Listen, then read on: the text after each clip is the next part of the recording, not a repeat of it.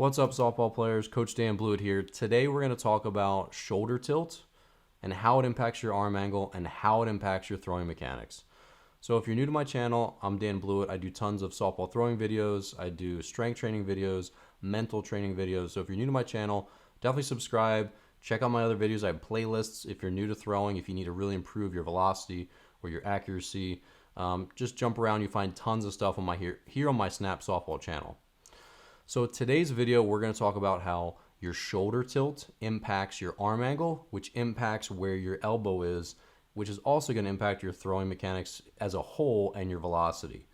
So basically the concept that we're going to talk about is how this line between shoulder to shoulder affects your arm angle. And the quick summary is this. If I'm going to throw over the top from like this arm angle here, I've got to get my shoulders tilted by using my front side to get me there. But what I commonly see is softball players don't use their front side well at all. And so what happens is they have level shoulders like this. I'm not doing that. I'm just level shoulders here. And now they're trying to throw over top. And this mismatch causes the elbow to bend because you can't essentially get your arm up over top while having level shoulders. But I see this all the time.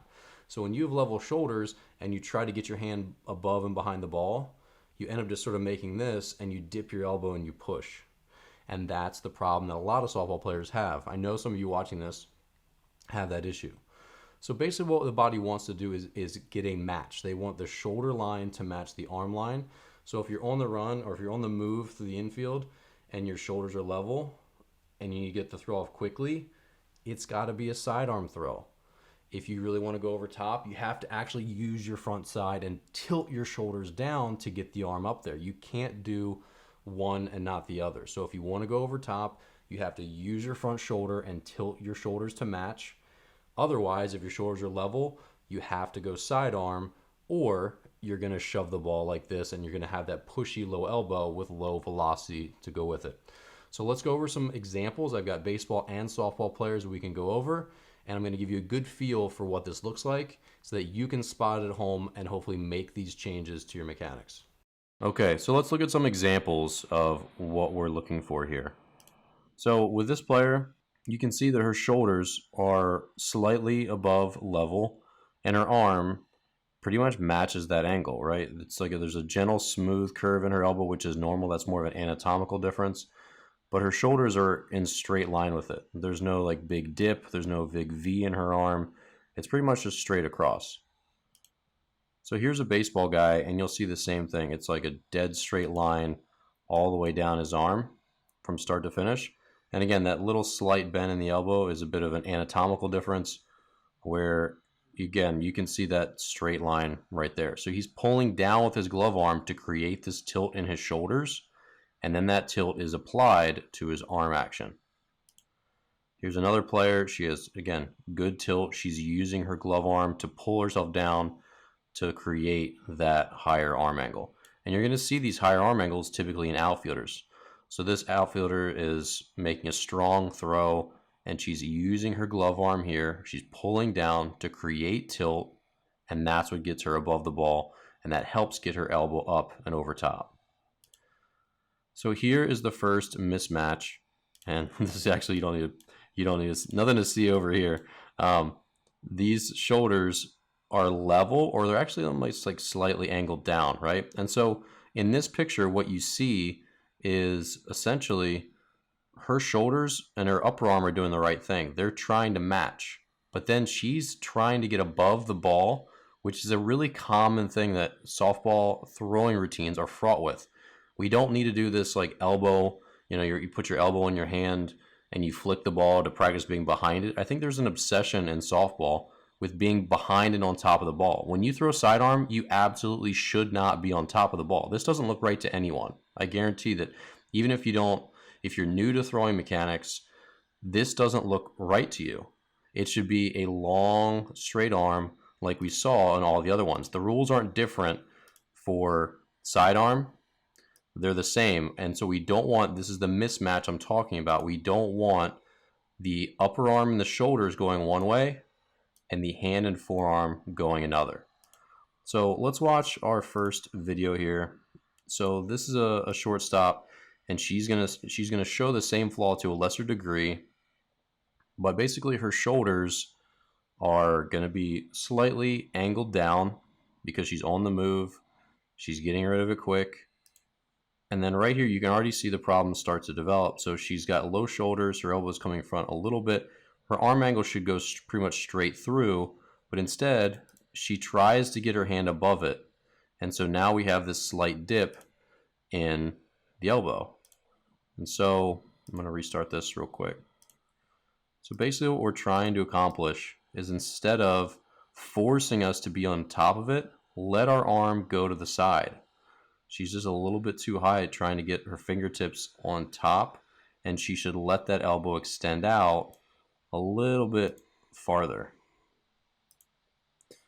So here's another shortstop, and you're going to see basically the same thing as far as her setup goes. She's got level shoulders, and then as she comes through, she's going to use, sorry, I skipped ahead too fast. She's going to rotate, which is what most infielders do. It's the quickest way to throw, so she's not going to yank down with her glove arm to create that tilt. Rather, she's going to get rid of it quickly. So her shoulders start to rotate, but you can see that her hand goes on the side of the ball. And that's what we want when we don't have all that shoulder tilt. We want to go on the side of the ball. All right, so here's another example. This third baseman cut the ball off. She's on the move. She's got to get rid of it quickly. And her body is going to organize itself to do that. So she's moving, and she's got a little bit of a fold at her waist. And so her shoulders, as she comes through, are angled slightly downward. So her elbow essentially just needs to extend out as she releases the ball. But what you'll see is she tries in her next step to get on top of it.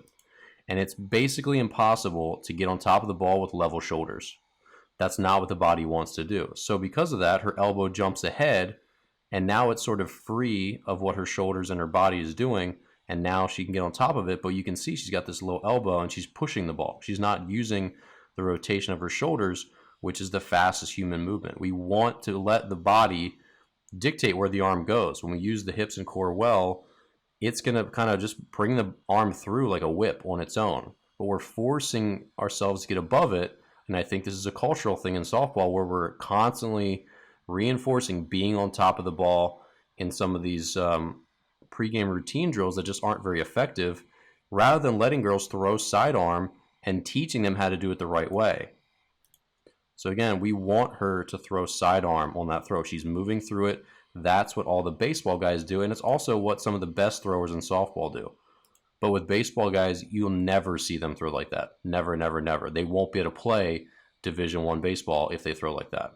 The field's too big. So here's an infielder. I'm going to skip ahead a little bit. He's going to set up almost the same way. You're going to see a ton of similarities. And as he starts to come through, his shoulders are tilted even lower. And from right here, he's not going to go above the ball. His hand is just going to be delivered right out in the same way as he was before, or in the direction of his shoulders.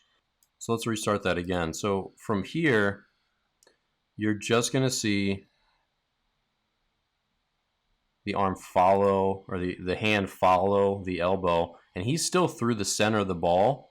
So he's going to get a lot of velocity on this throw, as much as he can from throwing down there, but he's not going to be around it. He's not going to be cutting it. He's not going to be putting weird spin on it. He's still through the center of the ball. He's just on the side of it because that's where his arm angle is, and that's okay. So let's move on. Here's another softball player. You're going to see the same flaw as before, where she's getting rid of it quick. She's rotating at her hips, so she has no shoulder tilt. So she should throw this ball sidearm, but instead tries to get on top of it, and that's a problem. So you can see the way she shoves it, the spin isn't very good. It just kind of wobbles, and it barely makes it there. And that's a 35-foot throw. Here's another example. This is a good throw, and you'll see just how much easier this is as she lets her forearm go out and around and on the side of the ball. That's what we're looking for. So we'll just go with a couple more examples. Here's another baseball guy, and we use the baseball guys because at the same level, at the Division I level for softball, you can throw with a lot of throwing flaws. It's unfortunate. At the Division I baseball level, you absolutely cannot. The field is too big and players are too fast.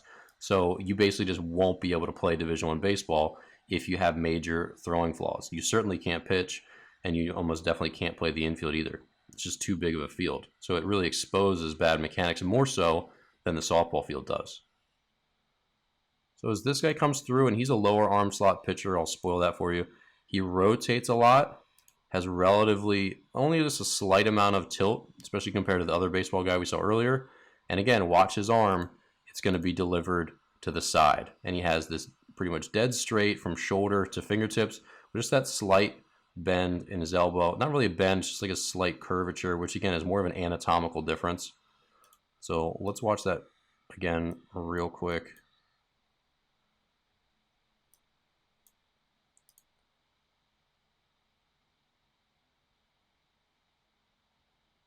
Rotates, arm goes back, and then hand goes out to meet it. And you'll see he's got good backspin on this ball. It's got really good backspin. It's just that he's on the side of it because his arm slot is lower. Here's an infielder. I've already drawn a line for you. Again, you can see the same thing. No matter the angle or how awkward the throw is, the body's still organizing itself to do what it's supposed to do. The body's smart if we let it be smart. He's getting his hand out to the side, so he's got this matching shoulder tilt with arm angle. And then here's back to our original, and you can see shoulders slightly above level. So she's not pulling as hard down with her glove arm, and that's okay as long as her arm slot matches, which it does. So if she doesn't have a lot of shoulder tilt, and that's okay. She's got a lower arm angle. That's what the body wants to do. If she pulled really hard down here, then she would start to have a higher arm slot like this player that we looked at before. So the big implication here is that we need to allow, especially softball infielders, to throw sidearm. We need to teach that skill, because when every throw is expected to be above the ball and we're reinforcing being behind and on top of the ball from every throw, we're going to force the body to have poor mechanics to make that happen. So we're teaching the wrong thing, and it's causing some of these problems. This throw here should always be sidearm. It should never be over the top. The feet are planted. You're turning at the hips. You're trying to get as much rotation with the shoulders as you can to try to get some shoulder hip separation. This is a quick, short throw. It should always be sidearm. And I think one of the big problems in softball throwing is that we're trying to get on top of the ball, and that's a teach coming from coaches at all levels, especially the youth game. So we need to allow girls to be athletic. They are athletic. We need to allow them to throw the way their bodies want them to throw, and that's in accordance with their shoulder and their hip movement and the tilt that they produce, depending on their position, depending on how they're moving through the ball. This is a great throw because she's on the move. She's not going to take the time to really yank down with her front shoulder. She's just going to spin and throw, and that's totally fine as long as her arm angle matches and she lets her body do what it wants to do. Okay, so I hope this video helped. Obviously, your throwing velocity and your accuracy is really important. Not to mention, good throwing mechanics help keep your elbow healthy, keep your shoulder healthy, keep you healthy in general. So again, the concept of shoulder tilts and not being afraid to throw sidearm is really important. In softball, too much we're obsessed with being above the ball, which ends up hurting us more than it helps us. You can't be above the ball if you're throwing down here if your shoulders don't have the tilt to match. We need to stop being obsessed with being above the ball as a softball community, and we just need the fingertips essentially to follow the arm. If our fingertips are in line with our arm, then we're going to be in good shape. So I hope you enjoyed this video. I hope that helped. Please leave a comment below. Let me know what you understood, didn't understood, or what you'd like further explained, and I'll always respond, and I'll get back to you and make a new video to help you along wherever you are in your softball journey. Thanks again for watching, and I'll see you in the next video.